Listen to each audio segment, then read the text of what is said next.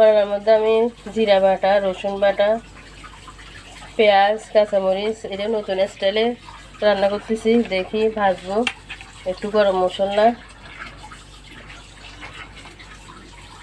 কারণ সব সময় তো একই রকম খাই, আজকে একটু ভিন্ন ধরনের খেয়ে দেখি। একটু লাল মরিচের গুঁড়া, তারপরে দিব হলুদ গুঁড়া, যেটুকু মানে আন্দাজ করি আর কি বসাবেন। রান্নাটা কেমন হয় অবশ্যই খেয়ে তো বলবো যে কেমন হয়েছে। তারপরে পরিমাণ মতো লবণ দিয়ে দিব।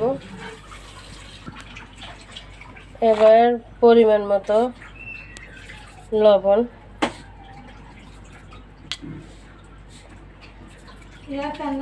তারপর